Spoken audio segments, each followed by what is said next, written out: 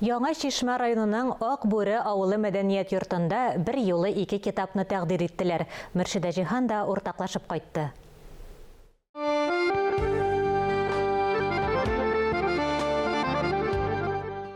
Акбүре авылына сәфәребезнең уңышлы буласын сибәләп каршы алган яңгыр хәл итте. Мөһим эшләргә ниятләп торганда явым төшемне халкыбыз гел яхшыга юрый. Авыл аның тарихы, кешеләре белән танышу, туган якны өйрәнү музееннан башланды. 1940 елда авыл Яңа Шишмә районына керә. Шатнатып сөйли белгән укучы балалар булгач, димәк, авылда мәктәп бар. Мәктәп авылның гомерен озынайтучы белем йорты. Шушы балалар бабаларының сугышчан һәм хезмәт батырлыгын, авылның һәм шушы төбәкнең күренекле шәхесләрен белеп үсә икән, буыннар чылбыры дәвам итә.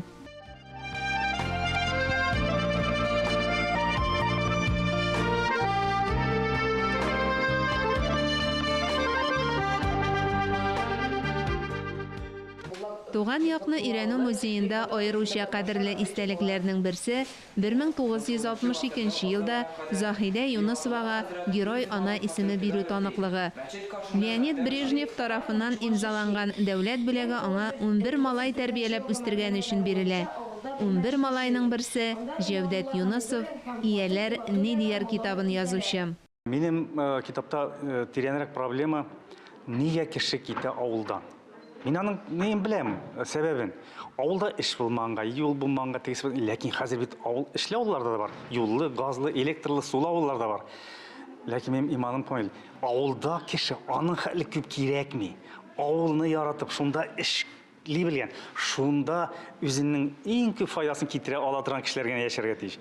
Аның калганы шәһәргә китсен. Шәһәр барсында сыйдыра. Бу әлбәттә Җәүдәт Юнысовның яшәү, тормыш тәҗрибәсе белән туган үз фикере. Тәҗрибә авазы ул Мөхәммәд Мәгъдиев әйтмешли, ачы була. Кемдер «Ияләр ни дияр» китабындагы фикерләр белән килешеп бетмәскә дә мөмкин. Әле аның тагын бер үзенчәлеге бар.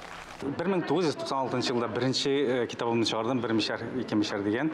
Анда минем тур сөйләм генә мишәр телендә сөйләшәләр, Бала китап үзе әдәби татар телендә. Аннан соң китапларым күп булды инде, анда безнеңчә бит инде бу дигән мәсәлән бер китап анда да шулай җитди әйберләр һәм юмористик әйберләр дә бар. Анда да шундый мишәр диалектының кайбер нечкәлекләрен яздым.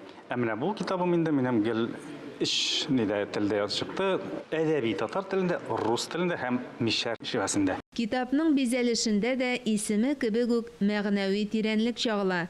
Әйтерсең лә әлеге бауны тартып шишүгә, яңа заман тиенләгән сорауларга җавап табыла. Шигъри җанлы дустыбыз Җәүдәт абый һәм хөрмәтле апаларыбыз белән очрашуга җыелдык.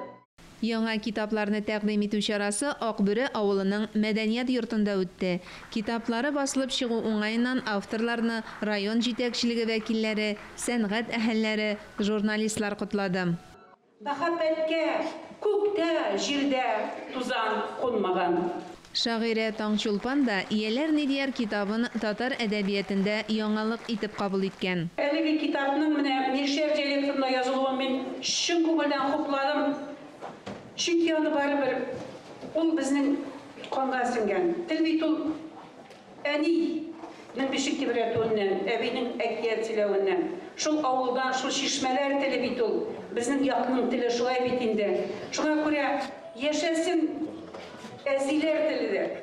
Татар теле зур булсын, бөек булсын. Чөнки ул бөек халыкның теле.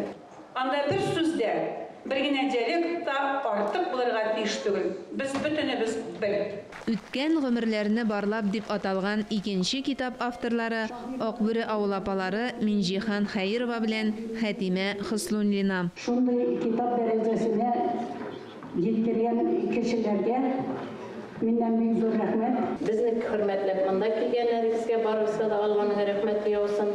Безнең шул кичкенә генә китабыбызны зурлап, чаралап үткәрделәр. Язганнарыбызны тапшырдык та, кулыбызга китап итеп бастырып та бирделәр дип шатлыкларын уртаклашты шигырь язучы апалар.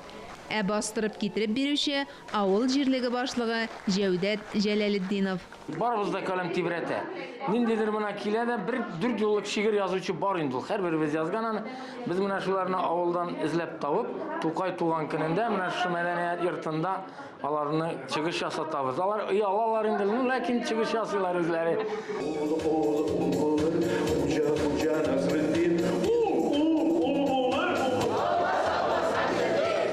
Мәдәни чараны гармон моңнары җырлары белән тагын да бәйрәмчәләтеп җибәргән Алмаз Хәмзин Җәүдәт Юнысовның туган авылы Селчә башка багышлап җыр язган. Аны икенче бәйрәмгә кайткач җырлыйм дип вәгъдә бирде.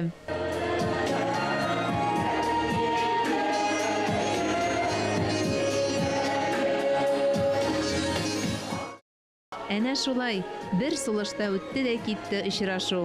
Мөршидә Җиһан, Тахир Хәсәнов, Татарстан яңалыклары өчен Яңа Шишмә районыннан.